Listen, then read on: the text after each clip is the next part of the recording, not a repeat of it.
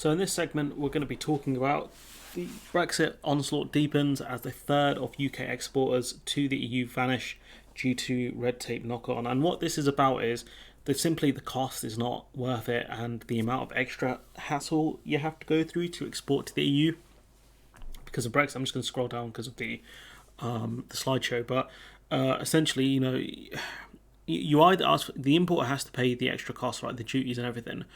And that means you either charge the importer more, so the importer pays less, or they have to absorb the cost and then probably pass it on to the consumer. That's a problem.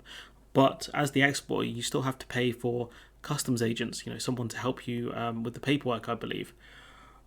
It's not worth it. Profitability has been massively hit, especially by companies that make money through selling volume rather than per item.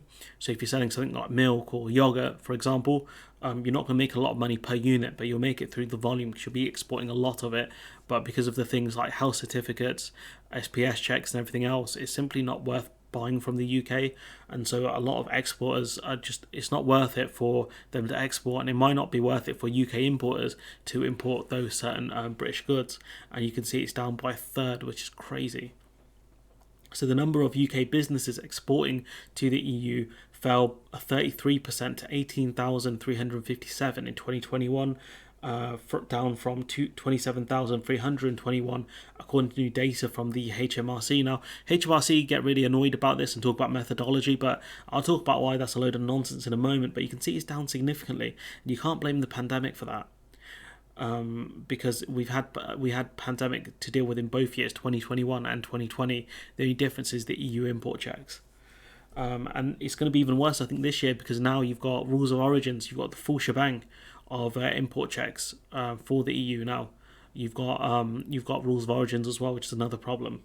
Discussing the figures with City AM today, Michelle Dale, a senior manager at accountancy firm UHY Hacker Young, pointed out the fall is due to the extra red tape UK businesses must now comply with when exporting to the EU. Businesses are not getting enough support from the government to navigate post-Brexit trading minefield, she said, and she's absolutely correct on that from what I've read. Because you've got the government who their helpline's useless. All they do is tell you, I think, to set up a subsidiary within the EU, which doesn't really help. You've got customs agents that are so busy right now, they're turning down business, which is crazy for any business to do during this economy. So what are businesses meant to do here? The exporters meant to do when the government won't help you, private industry can't help you because they're too busy, or you'd have to pay over the odds. What do you do in that scenario? You can't export stuff, because if there's a problem with the paperwork, you cause massive problems and your goods could be rejected. These are really worrying numbers and show the scale of the difficulties UK businesses now face in exporting their products to the EU, says Michelle Dale. A lot of small medium enterprises, SMEs, can't afford professional advice to cope with the Brexit red tape because customs agents aren't cheap. And the simple fact is, if they can't afford to pay them, how are they supposed to export their goods? They can't. Many are likely to have decided trading with the EU is not worth the cost, Dale added, and for anyone who thinks they can make up the money through exporting to other countries or emerging markets, you still need customs agents for that, because you're going to have to understand the customs laws of other countries, which is very difficult to do, especially for kind of non-European countries. You might have language barriers and other things in the way. I think the copy of the customs documents when you export to France have to be in French. Which is another problem for British businesses. It's not the French's fault, it's the British fault, really.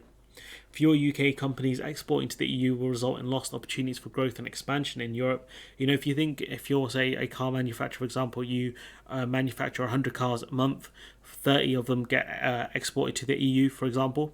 Now you've lost the EU as an export market, which means you have to limit the amount of cars you manufacture, which means you don't need as much staff, which means you have to lay people off, which causes a negative spiral inside that local economy and more knock-on effects in the wider economy.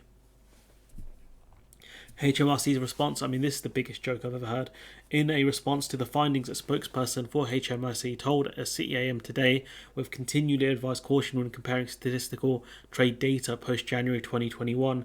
He explained that the way HMRC collects data has changed since the UK left the EU, and comparing year on year can lead to misinterpretation and factual inaccuracies, which we believe is the case here. Alright, HMRC, here's what you do, right?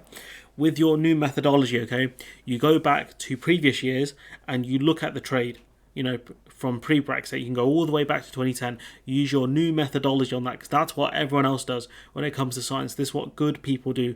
This is what Gamers Nexus does as well. When they change the methodology, they go back and look at the previous products they reviewed and go through it again with the new gauntlet, with the new methodology. So why don't you guys do that and disprove CEAM and disprove the Michelle Dale? Go and do it then. Because if you're not, it tells me that you guys are full of frauds. You know, I don't think there's a ton more I want to talk about in this article, but you know, you can see it's down by a third, and it's only going to get worse. There'll be a point where it levels off, where the dip kind of stops. It might fluctuate a bit here and there, but I don't think it'll ever go back to the 27,000 of businesses exporting goods to the EU. Not for a long time, because of all the paperwork and all the cost associated with it. But anyways, I'm gonna leave it there. Let me know what you think in the comments below. Like, comment, share, subscribe, support the channel on Patreon if you can, and hopefully I'll see you in the next one.